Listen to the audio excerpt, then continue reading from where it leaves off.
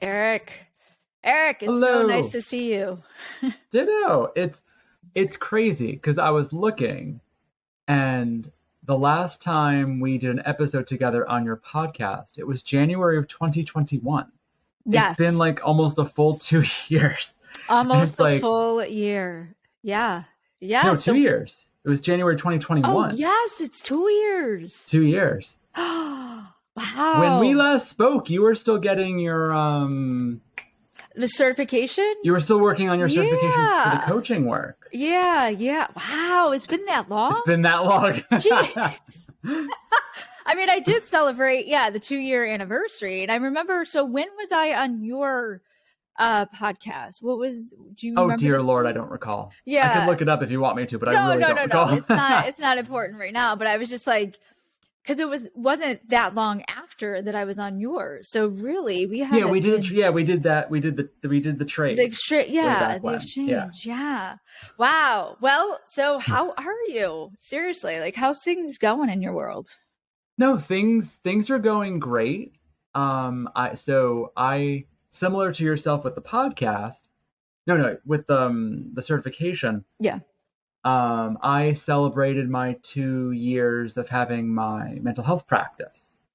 And so that Nice. was that was in just last month, and that was super exciting. And it's honestly going really, really well. But that old saying in the business world of everything takes twice as long, costs twice as much, and you're not the exception is the truth. And so it's certainly in a lovely upward trajectory, which I'm really proud of. But it's still, to be very frank, the objective numbers are still I could be working at Dunkin' Donuts, make more money, kind of thing. But knock on wood, knock knock. If based on what I hit my projections for 2023, if I reach those projections, I'll have grossed more money than I've ever made in my entire life in any career.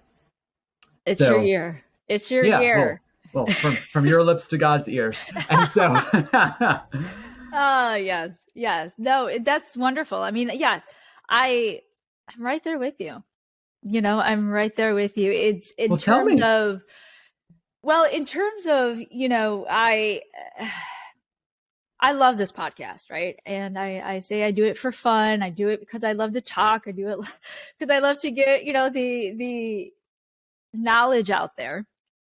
Sure. But at the end of the day, you got to ask yourself, at this point, after going into my third year, what is it worth? Yep. So it's time. I'm Yes. taking time to interview, to edit. I am doing all of the work, Yep. and I I would love to hire out. Sure. So like, to do all the fancy smancy stuff and make it a little bit more of a bigger production. And it's just at this point, it's kind of like a not the chicken before the egg, but it's a catch-22 because I love to do it, and then how do I get into more people's ears? And so I have to spend more time on it, right? So it's Yeah. that, and it's I have a full-time job. Well, Sure. it's going to be 40 hours in the new year. I do this on the weekends. I do this at night. I try Yep. and have a social life at the same time. It's not working. And Well, yeah, yeah, time is a finite resource. It's more finite than money. You can make more money, but our time is, we can't make more of it. We can't save it and use it later. And so I hear you with that. There's like, though all of the episodes from my podcast still exist in the YouTube world, like the podcast I was doing with my colleague Stacey Every, we dissolved it because mm, though we enjoyed it, it was so much time. hmm And we just we both agreed that we were grateful we gave it a go and that we enjoyed it and that it was fun. But like we wanted to focus on growing our businesses, and the podcast wasn't what we created back then, just didn't translate enough into something and that would connect back to our businesses. And so we just kind of were like, hey, we gave it a go for, I think it was almost a year or something like that. And then we're kind of like, let's say we gave it a try. Right. Yet I say that, and now I'm in the process of starting another podcast. So, but and I get it, and that's where I'm on the flip side. I do want to relaunch, and I am relaunching kind of a coaching business, but it's not going to be one-on-one. It's going to be through courses because of time. Right? I don't have all of this time to have all of these extra clients because I'm working 40 hours already in do you know that I'm actually a lead wellness coach in an employee wellness company? Did I tell you that before? No, because last time we spoke, you didn't have that yet. No. I saw that on your LinkedIn when I was just catching up a little bit. Okay. And so I don't, I saw that. I'm like, oh, that's different in addition to your normal coaching. So tell me a little bit about that. So I mean, dream job, this is what I've been wanting to get into even before I got my certification. I was trying to get into corporate wellness for a long time. Like my background was in corporate, and I was trying to, I was going through my own health issues and journey and all of that good stuff. And I'm like, how do I give back, telling these employees and the CEOs, it is worth it, but you can't do it on your own. You have to 100%. It's hard getting in on your own. And it so happened that I was trying to do my own thing last year, and I was working odd jobs here and there, and I was not happy, just doing whatever I could, obviously. And it just came about, and as of March, it will be a year. So it's just what I was doing in Dallas when we first spoke.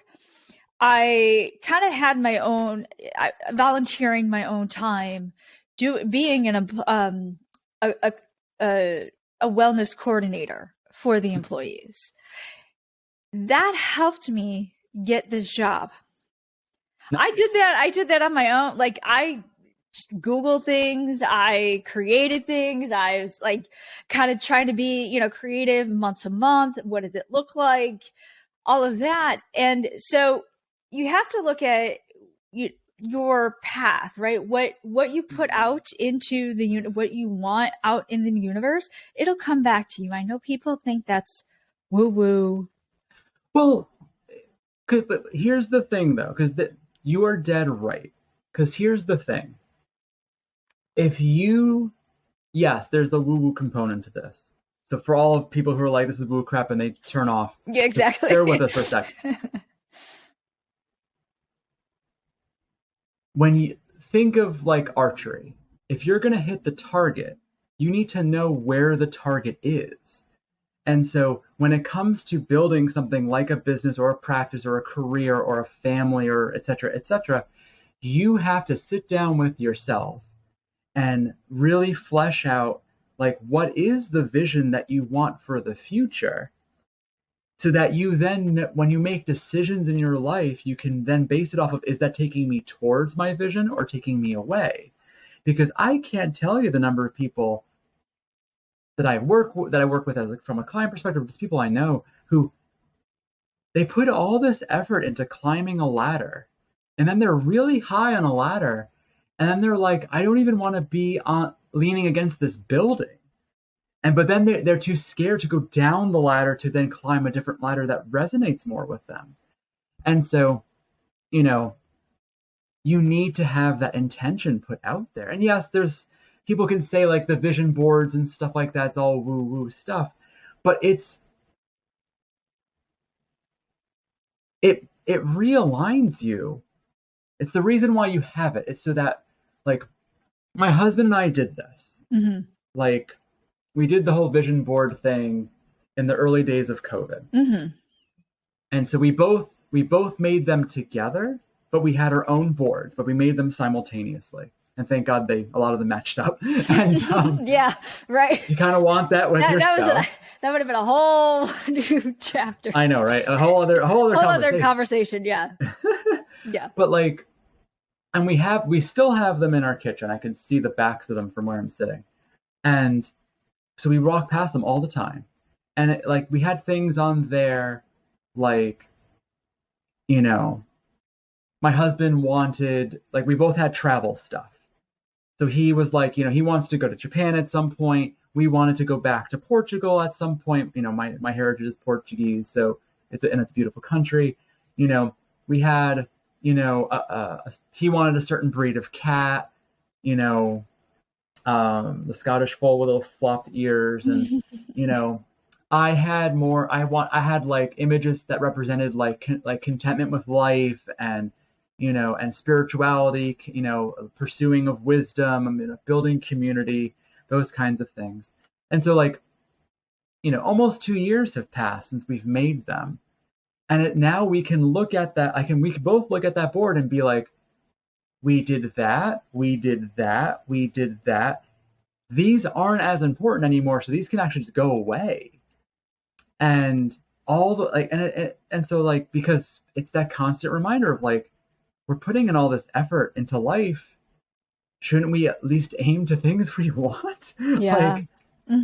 So I hear you with that. And yes, people can say it sounds like a bunch of woo woo blah blah blah, but it's like, yeah, you have to have. Then you're just gonna move in you'll move in some direction. You'll achieve goals, but if they're not goals you want, what's the point? And that's what I ask. I'm sure you ask your clients as well, or maybe you do, maybe you don't, but I usually do is, what is your vision? What do you want in a year or 2 years? Like, this is because if you don't have that vision, if it's vague, it has to be specific. Because if it's vague, then it's just going to be all over the place, right? You're just going to be chasing that new thing.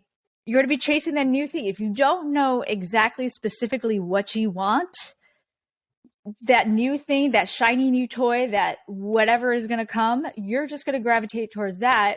And then you're just going to be all over the place, scattered and in all different. And then you're not really going to stand for something, number one. Number two, you're not going to get what you ultimately deep down want. And I think that's the reflection that we all have to do. No, I agree with you. So this might be a disagreement, and it might totally not be a disagreement. So we'll see how that one pans out. Go ahead. So from my perspective, so this kind of like the fundamental difference between you being a coach, and that has more of a focus on the future. And then even though I'm doing rebranding, I'm actually going to start calling myself a mental health coach. I still have more of a focus on the past.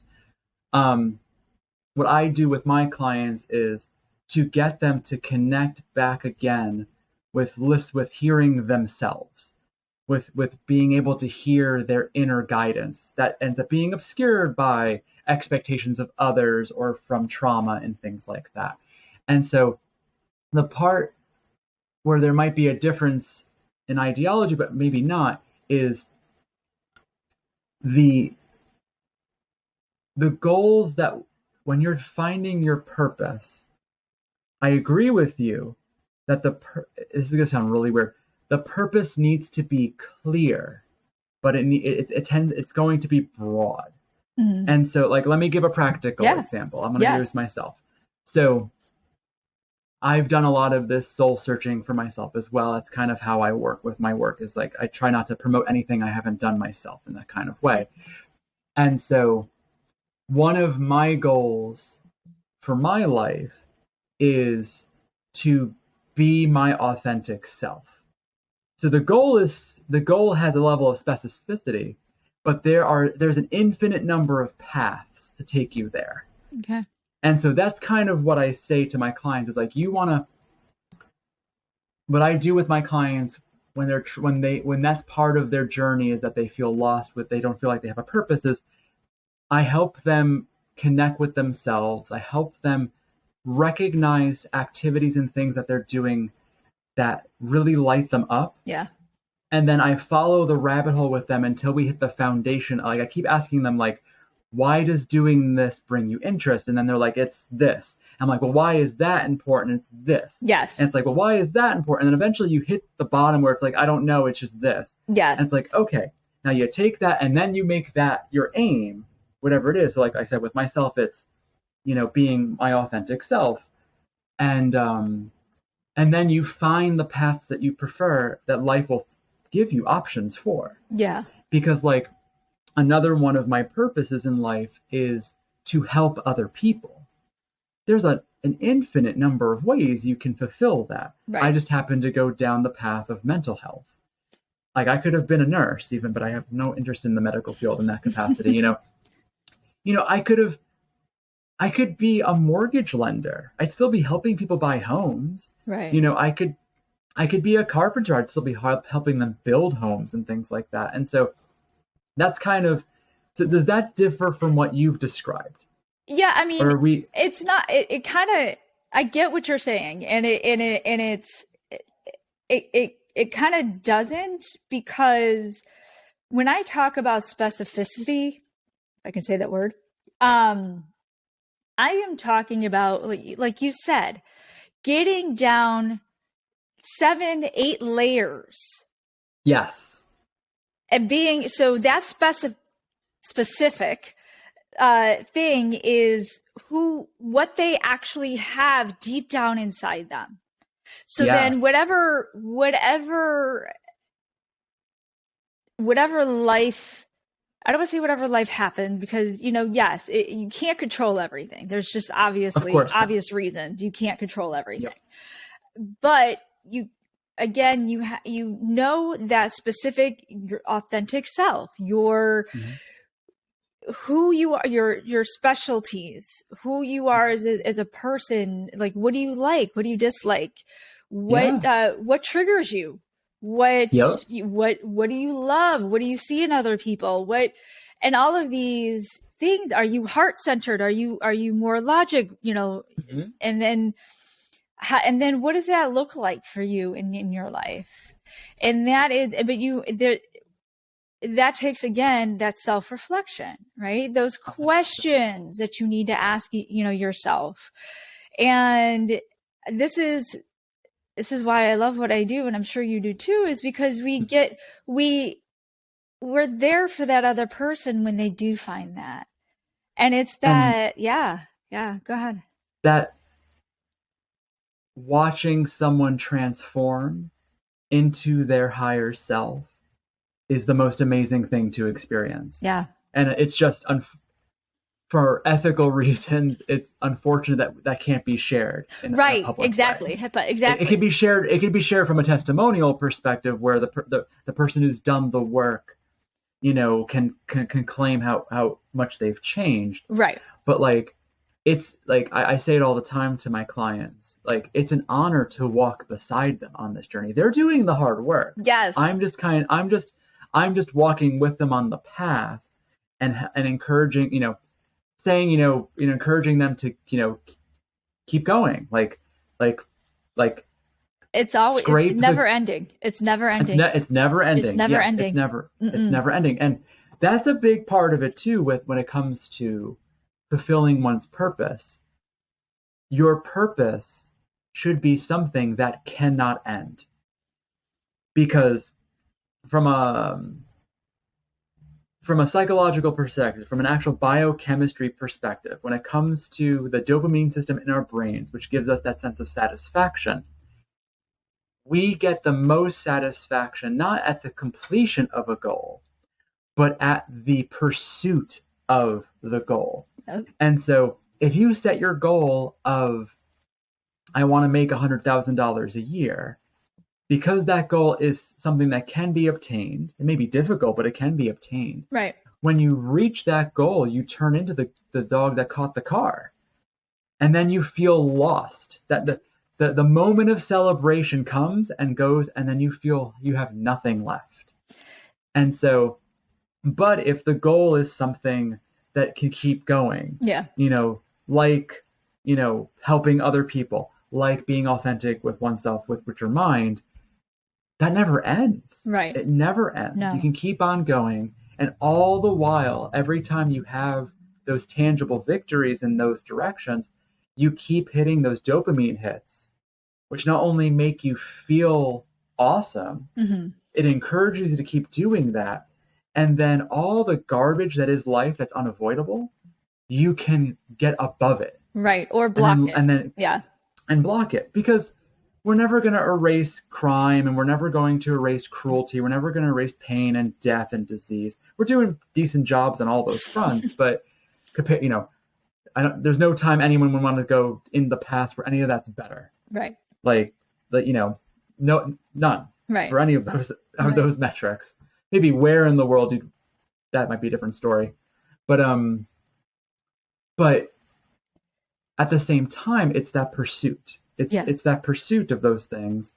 And because life is cruel, and we need having a purpose that we're pursuing allows us to be strong enough to deal with the cruelty of life. True. Because if you don't have a purpose, or you're doing a job that does nothing for you, the moment you hit any kind of resistance, and you always will at anything you do, you're going to instantly say, why am I even going to bother putting in any effort? And so like with me, in the early days of my practice, I wasn't in a place where I could just not have income, because I'm launching a practice. I don't magically have all these people walking in the door. And so I was doing commercial cleaning for the first year and a half, because it allowed me to do, have a paycheck and then be home by like 10, 11 a.m. and then still see clients in the late morning and the afternoons. And so did I enjoy scrubbing 40 toilets a week? No. And there are plenty of times when it's 90 degrees out, I have a backpack vacuum on, and I'm vacuuming, what was it, 32 flights of stairs? It was something absurd. Wow. It was like 32 flights of stairs. Jeez. It was like 4 buildings with 2 stairwells and 4 floors, and someone can do the math. I think it was 24 or 32 flights of stairs. Yeah. No air conditioning, nothing, there were times where I'm like, what the F am I doing this for? But it was because I was getting the money to be able to do my business that I had the passion with. Yeah. Otherwise, I would have said, screw this. Yeah. No, I would have, trust me, I wanted to quit a lot. I'm sure. It's hard work. I respect people who do it. It's backbreaking work. Literally. But because it was in pursuit of something I truly cared about, I was willing to endure it. Right. It didn't erase the discomfort of it, but it just made it so that it's like, I'm not going to do this forever. This isn't forever. This is just for right now. It ended up being longer than I wanted to, which goes back to the everything takes twice as long. I was saying to my boss, I'm like, I might be here 3 to 6 months, a year and a half later. I've been there, done that. Yeah, exactly. But I get that. And the thing, it's interesting, you were talking about, the end goal and going through the process, like enjoying the process. And one thing I want to add to that is the reason why we enjoy the process is because we learn about ourselves and grow through that process. So it's not just the end goal, that $100,000 that you're wanting, in whatever time frame. It's that, okay, so first of all, the tiny steps that go into that process, and then how am I going to show up every day for that? Yep. And when life throws me a curveball, how do I react to that? Yeah. So it's a learning process of who you are, and then growing from that learning. Like I've tried to start so many things. And there was a point, and actually the last one that I had, that it was VR. So meditation in VR. I don't know if I've mentioned this before. Ooh, cool. But I wasn't attached to the virtual reality part of it. I was attached to the Mm-hmm. meditation. I was attached to the corporate, people just being in Zen, but understanding that whole other dynamic. And then plus, am I, am I a manager? And this is what a business, coach will also say is do you want to be a manager? Do you want to be a CEO? Do you want to be an Mm-hmm. employee? Do you want to be, what, who are you? Like, what does your personality dictate?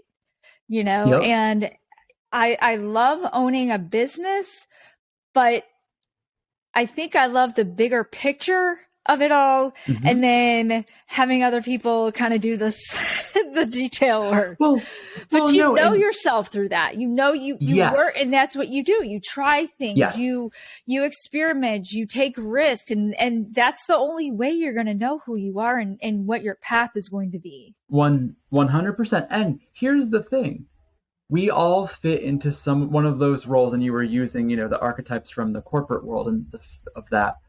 And like you said, it's important to figure out what role is the best role for you. And no matter what it is, that's what works right for you. And then you fill in the other things. And so like for example, so you were describing how you want to be higher up, that you want to, it sounds, and correct me if I'm wrong, it sounds like you want a far reach Mm-hmm. when it comes to what you're doing. You're wanting to help people in mass Yes. kind of thing. Yes. And so, see, you and I are at opposite ends of the spectrum. So like what you were saying, I experimented with doing group work and I didn't like it. Mm. I like the one-to-one. Being able I like being able to be with the client one-to-one, for them to have my undivided attention, for me to have all of my focus and all of my skills aimed at them, and for them to achieve their best version of self. Yeah. And I didn't it was frustrating when I did group work of like I could see where I needed to take the person for them to heal, but I only had the 15 minutes before I had to move on to the next person because it's a group class, the ones I did ages ago now. And it was frustrating. And then there was also the dynamic that people's emotions trigger each other, and that for me was very chaotic, and I didn't like that either. And so, but that's just me. And so it's like if your strength is going going higher up and having a far reach, but less intimacy on the one-to-one, but that suits your vision, then that's exactly what you're supposed to do. I'm more than content just being the one-to-one, and never, like, I don't have an interest of creating an empire in that kind of way. Yeah. And so, and that's fine. And that's fine. Some people like yourself are more the visionary grand scale impacts, and some people are more the specialist, there's just one person at a time kind of thing, which is more like me. Yeah. And it's like you said, you need to experiment with those kinds of things. And so, like, now if opportunities come to me that are group work, I can happily say no thanks, I'm not interested at all.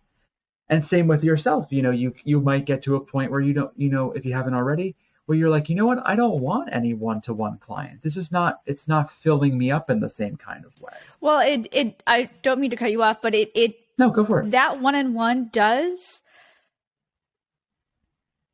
but and it's not just me personally, but it's also work, because I only have many hours to devote to one-on-one. And what has ended up happening, or ending already, happening now, my time slots are filled up. So how do I, and then people are still coming at, like, I want, one-on-one. And I'm like, well, I can't. And, we utilize each other as well as coaches. So it's not just, all me, but there comes a time to where, due to time constraints, and that's again why I want to go course wide versus one-on-one again, because of time constraint. I have other obligations during the week at night that I can't, and then I want to do this podcast. And so, it's kind of like, well, what does that look like? And yes, I am a visionary of the mass. Like I want Mm-hmm. to help as many people as I can. And I do love that one-on-one. I do.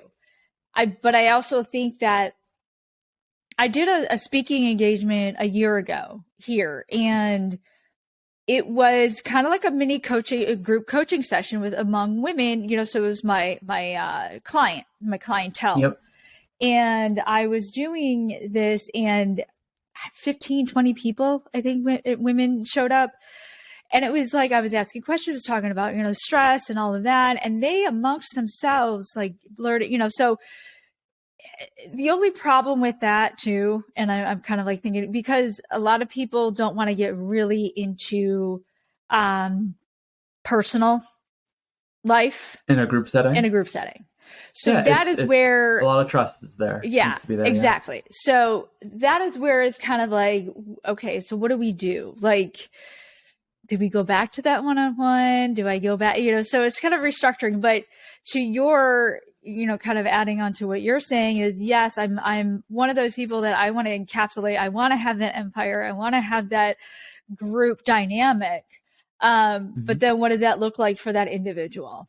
And so, yeah, go ahead. And so, from your perspective, and this is true for everyone, you don't have to be an entrepreneur to have this perspective, to think of our lives like this, but it's taking all the pieces of your life, all of them, because your social life, your romantic life, your business life, and all the facets thereof. It's taking and also self-care. It's taking all the pieces of your life, putting them out down on the table, the proverbial table, and then asking yourself, what proportion of my life is going to go to what?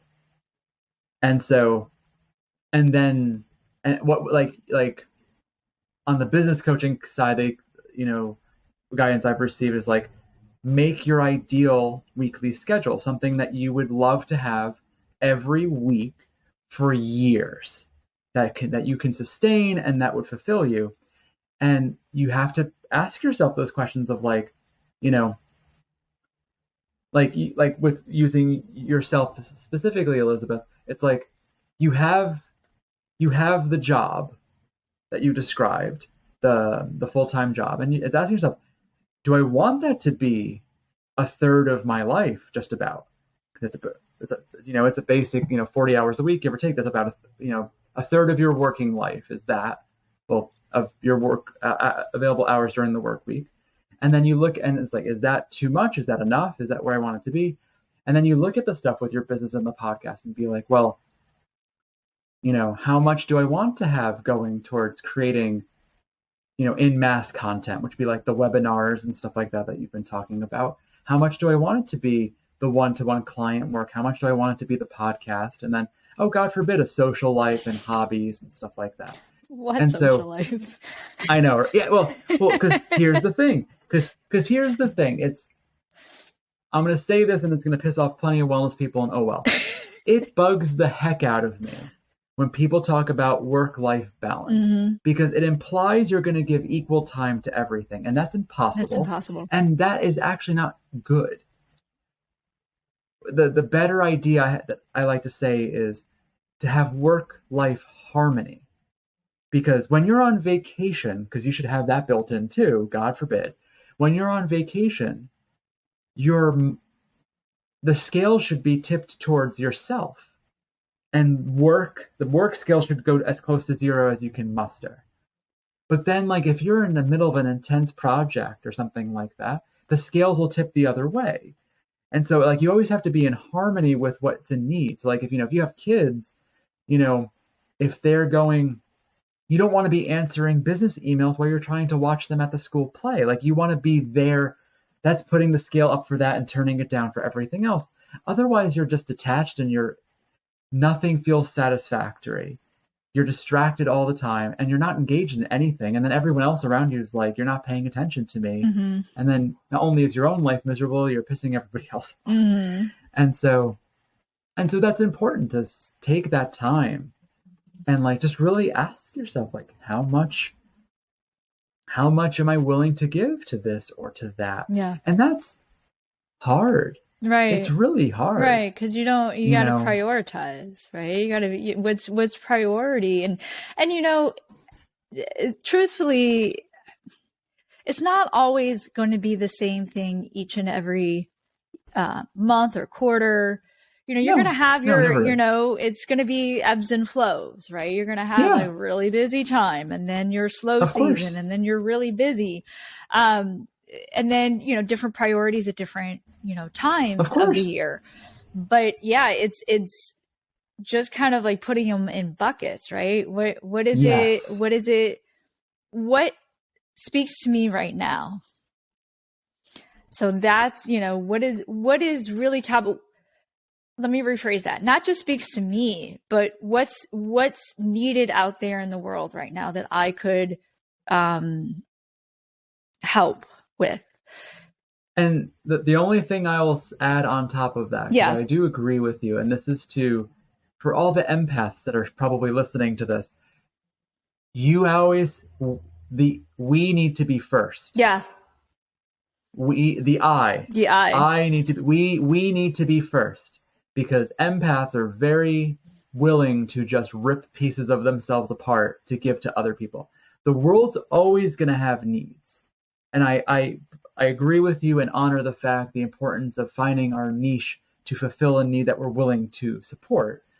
But we need to make sure we're taken care of so that we have access to give to everyone else. Agreed. Because if we don't take care of ourselves, if we don't find harmony with ourselves, we will implode or explode or both, and then you can't help anybody. Agree. I say, people. I mentioned this on a post. I don't know if it was a blog post or whatnot. I was saying that people say self care is selfish, but it's selfish No. not to do self care. Because Yes. it's selfish to not care about yourself, because then you're Yeah. not giving 100 or you're Yeah. 100% to that other person or to anybody in general. Yeah. So That adage is out there that self-care is selfish, and it's like, is it selfish when you eat food? Is it selfish when you bathe? no, Is it selfish when you use the restroom? no, Is it selfish when you sleep? No. Is it selfish to take an hour to just breathe and read a book or go for a walk? no, No. no. Is it selfish to spend a couple $100 on groceries from the grocery store? No. Is it selfish to spend a couple $100 on getting a nice massage or getting a manicure or buying yourself nice clothes that you feel good in? No. And so it's not selfish. The only person that knows what you need is you. Yeah. No one else is going to do it for you. No one's going to come in and rescue you. And if they try, they're not going to get it right. And so, you know, mommy and daddy aren't going to rescue you. The government's not going to rescue you. Like, it's not how that works. If you want your life to get better, you need to figure out what's wrong. You need to figure out what's right and then walk towards the right and walk away from the wrong. And that's self-work. And you do that with every part of your life, mentally, spiritually, physically, business, career, family, romance, friends, etc., etc., etc. Like you need to figure, because like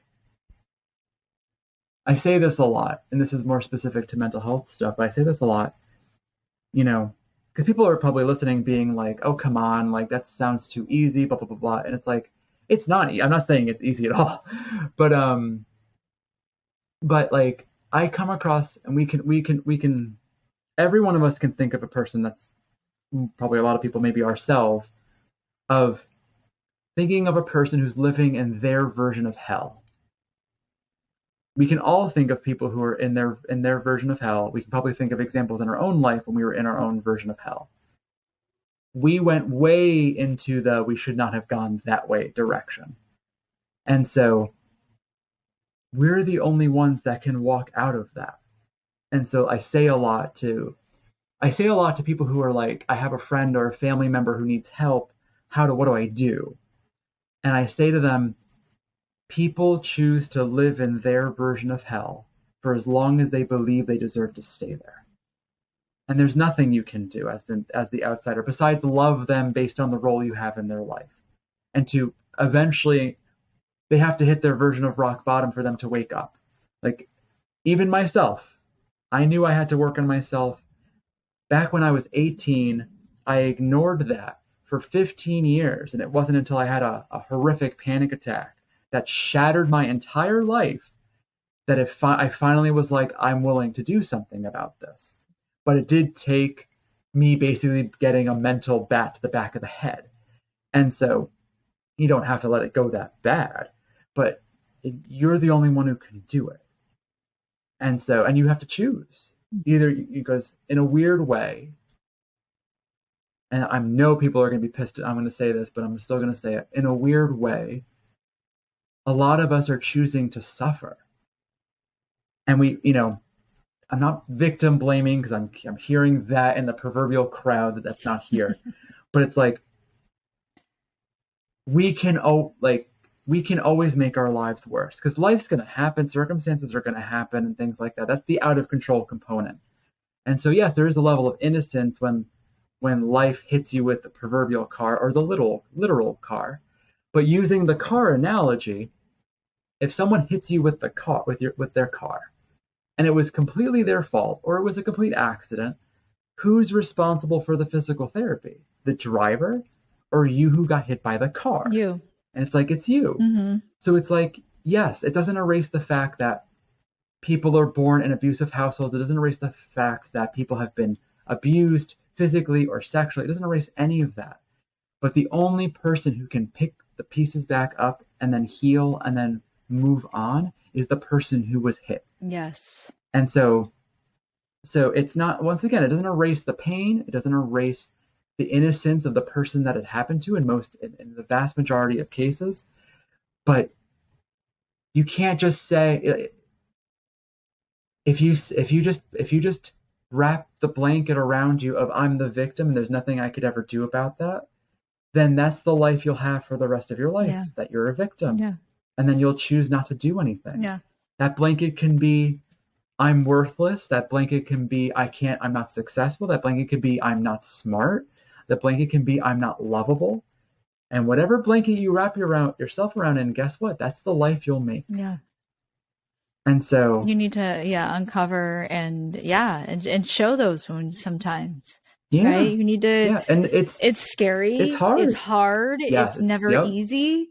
But you know what? You're a stronger person, and a stronger person because of it. And Yes. I get where you're going. I'm behind that 100%. As hard as it is for people to hear, because people don't want to hear. They don't want to hear it. They want. And I say they loosely, right? It's loosely, they as, generalization. But yes, they want the quick fix. Yeah. They want things to be easy. They want things to be, and you talk about suffering. It's like there are some people that love to suffer. They love to use it to be. They think they think they deserve it. Martyr. That's the word. The martyr. The martyr archetype. Yes. 100%. Yes. Obviously, you can't fix everybody. They, like you said, they have to come on their own terms, and you just have to understand who these people are and whether you interact with them or not. Because when you do interact in that circle, you become part of it. So, right? No, no, it's true. It's you have to be very careful who you invite into your life. Yeah. 100%. And it's specifically for the empathic people, specifically for the other healers out there. We can see and feel the pain of others, and thus it compels us to want to help. And we as empathic people have to be we have to, that it's part of all of our journey, and I still have to do this every day. It's is putting my hands up and saying, it's their life. I'm willing to help them, but they have to reach a hand out to me. Like I can't just go and pick them up and carry them through life. That's because they'll never it learn. won't serve They'll them. never learn. They'll never learn. And then they just become a burden on us, and then we resent them. And so, and so it's so important. And that's the hardest lesson when you're empathic, is to stand back and let the person writhe in pain, even though you know exactly what you can do to help them, but they're not reaching out to you for the help. And so you just have to stand back and just stand back and be like, and just sit there with internal patience and just be like, I know exactly what I need to do, and it would take I can help them. It would take an hour, and they would be, and it's just like, you know what? They want to keep shoving the fork in the socket over and over and over again. I'm not gonna. Okay, they're gonna do it, and it's that's where we have to be careful as healers. Is like sometimes you have to have that firmness with them and say, you're doing this to yourself, and when you're ready to stop, I'm happy to help. But until then, I can't help you. Right. And so it's hard to say to someone who's suffering, but at the same time, they have to want to heal. Yeah. Because otherwise they'll just keep doing it over and over again. And so that's a really, really hard lesson. And it's a challenge for us as empaths and healers to do that. Yeah. But it's vital. Otherwise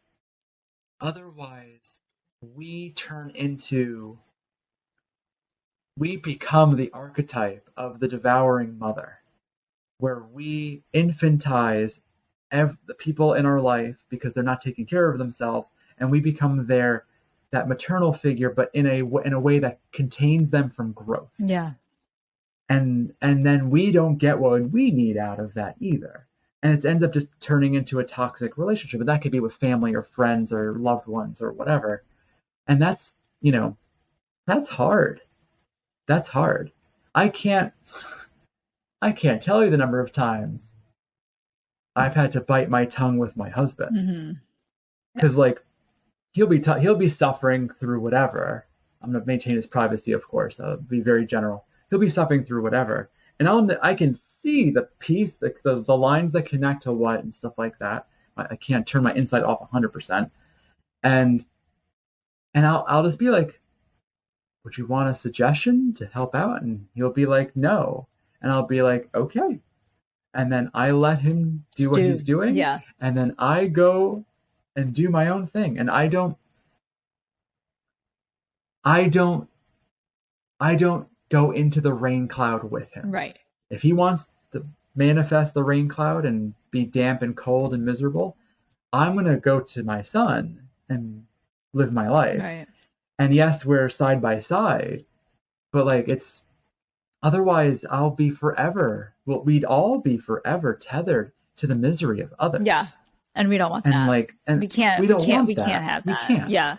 No. And we can't even, it's also, we can't even, a lot of people, and I in general as well, feed off of other people's energies, right? I'm not as far as an empath, but I do feed off of other people's energies, whether it's good, bad, all of that. And I catch myself sometimes doing that. And there's a part of me to where you have to stay grounded no matter what, right? You have to stay grounded. Whatever your mood was a minute ago before that person came into your, life or, in front of you, stay with that.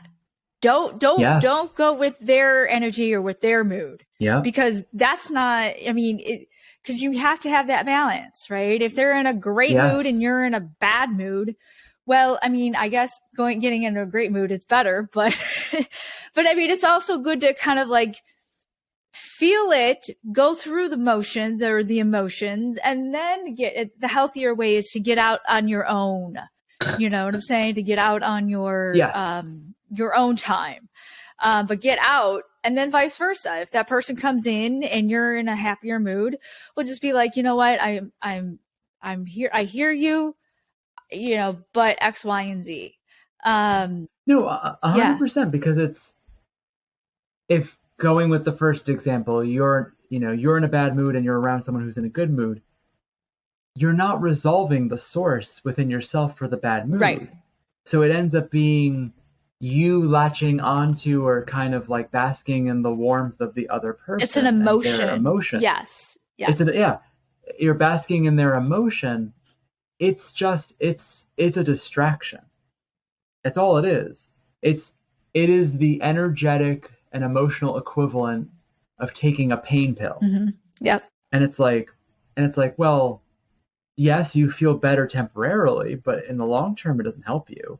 And so, if something inside of you is in pain, you know, yes, you could take the pain pill, but like if you've got a metal splinter in your arm and it hurts, yes, you can take a pain pill. Yes, you could put ice packs on it, but it won't go away. You need to recognize that there's this intrusion within yourself, and then carefully and gently, as much as you can, extract it. And then you can heal, and then you don't need the coping mechanisms. Right. And so people do that all the time with alcohol or drugs or sex or shopping, or on the energetic side, the emotional side is just latching onto other people's emotions because they don't want to face their own emotions, which is understandable. The negative emotions they're painful. They're painful, you know, and Yeah. you wouldn't wish them upon anyone, No. but we all endure them, in our own ways, in our own particular flavors of it. I'm not immune to this either. I'm not trying, I dealt with my own issues with depression for many years, my own issues with anxiety for many years. I had awful coping mechanisms. If I wasn't completely disgusted by the act of vomiting, I easily would have been bulimic. I was certainly anorexic for quite some time. And so, like, that was an extension of me not feeling I deserved love and cares. I was doing it with my actual physical nourishment. And so, you know, but it can be healed. It can be resolved, but it needs to be voluntary. You need to voluntarily choose to do so. There was very quickly, Mm-hmm. there was a study that they did where they would expose two groups of people to like extremely cold water. I think they had to like put their hands or something on like an ice bath. One group of people were told that it would only last 30 seconds. They were told in advance. The other group of people were told nothing. Both groups only had their hand in for the 30 seconds. The people who knew how long it would last were able to endure it, and it wasn't so bad. The people who didn't know when it would end, it was sheer and unrelenting torture, Mm-hmm. even though the time was identical. And that's the same when it comes to healing oneself. If you know, or you hope, you can even start there. If you hope that the stuff you're carrying and the pain you're carrying can end, it might be hard to do it, but it can end, then that helps move you through it. But if you're in that kind of pain and you think that you're stuck with it for the rest of your life, then it's going to be unrelenting torture. Yeah. And so Yeah. that's part of what you and I do, is kind of wake them up to like, no, like, this will end. It's going to be hard to do it, but this will end what you're going through, Right. feeling lost or not knowing what direction you're in, or carrying pain. And it's like, we can help guide you out of that but you have to put in the work. Yeah. It's your life, not ours. We're just walking with you. Yeah. So Well, thank you for sharing all of that. And sure. just to be honest with you, I actually had my own bout of anorexia back in high school as well. My listeners know this. And it was under the same pretense of I'm not enough, or nobody will like Yeah. me, or I was a Yep. fat kid, and all the bullied and teased and all of that. So it was Yep. all through that. But healing. Well, thank you for sharing Oh that. yeah. Yeah. I mean, I'm an open book too, because I think when you do share things like that, you might help somebody else go or Of share as course. well. Um, Yeah. and I mentioned this before too, but it's an everyday, your recovery does not stop. It's an everyday, right? Correct. So So okay. So you're recovered from the bottom of where you were. You recovered to be yes. healthier. You recovered, but it's always Yes. there's a piece. So we talked about triggers, right? Something Yeah. can trigger, but then when that trigger comes about, you have two choices. What are you going to do? Yes. So those choices Yes. are still in that recovery stage, because you still have to Yes. choose. That is what Yes. I hate saying what happened to you, but it happened in your life. So you're still having to choose throughout your life Yes. so that's what I mean by always recovering, is that choice is going No, to be I there. agree with you. Yeah. Yeah, I agree with you because it's And just so you know, we have a few go ahead. minutes, but go ahead. Oh yeah, Yeah. I know. We went way longer I'm than enjoying was it, but go intended. ahead. Go ahead. Me too, me too, me Yeah. too. And so no, so you're dead right. So it's our the leanings into destructive behaviors for ourselves. Those leanings never go away.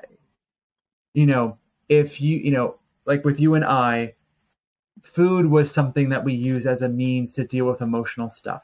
That leaning into using food as a tool is never going to go away. Now, it doesn't mean that you can't develop a mastery over yourself to get above it. Hmm. But you are correct with it's always going to be a choice. Like, you know, I am from a food perspective, I where I am today would not be fathomable to where I was, and for me, where I was in the past. Middle school and high school, I ate my feelings because I didn't. It was too intense, and then college, I went the other side and starved myself, and so I ended up being the fat kid towards the end of high school, and then I had a crazy obsession with weighing 135 pounds. I'm a 5'8" male. That's way too thin, Wow. and so I got crazy. I got to 138, not healthy. Yeah. And so, yeah, really dangerous. And so, donated blood one time, having not eaten anything the whole day. Really bad things to do. Like, really bad things to do. Yeah, Passed out, really, really bad. everything. Yeah. I didn't pass. I Oh. didn't pass out. I don't know how. Yeah, But I don't know how either, I don't but know how. I almost did, like twice. But yeah, I don't know how. And so, the proclivity doesn't go away. Mhm. It's the reason why in the addiction world they always say that they're an alcoholic or that they're addicted to the drug and things like that, because it's true. You're always going to have a leaning to you want to go down that route, but it doesn't mean that it has to control you anymore like it does when you're at your worst. And so yeah, there's still times when things are really, if I'm not taking care of myself in the ways that work for me, there's still times where I will be doing things, and I have enough self-awareness now to separate myself from the impulse between the action, like you were describing, to kind of be like, well, wait a minute. Is my body hungry, or do I need something else? And I'm reaching for food to fill it. And that skill doesn't go away either once you develop it. You end up maintaining you end up creating that gap Yeah. between the impulse and your actions, and that's part of the self work is peeling those two things apart. Yeah. And so that's what it's worth it. It's worth it. Yeah. Because I will say this right now. I almost never think about it because it's almost never an issue. Right. It's only it's so rare nowadays compared to before where it was multiple times a day. I'm doing stuff that's not good for my body in that kind of way around Yeah. food. And so that's what you can work towards to the point where you don't think about it for days or weeks or months on end. And you're doing things that are healthy for you. Yeah. Well, thank you, Eric. This has been amazing. This has been a long roller coaster, fun ride of conversation. Yeah. I dig it. I I love wish I these could talk conversations. more. But obviously we both have things going on today, I'm sure. Yeah. But thank you, Eric. It's a pleasure as always, and would love Thank to you. do another one of these in the new year. Whenever you want me So, to. and We'll arrange it. Happy to. Yeah. And I wish you, obviously a happy holidays. It's coming up. Yeah. And Yes. hopefully you're having a happy holidays, happy new year. Happy New Year. Yep. And all of that good and stuff. all that fun stuff. Awesome. Yeah. Awesome. All right. Well, until next time. Okay. Take care. Bye.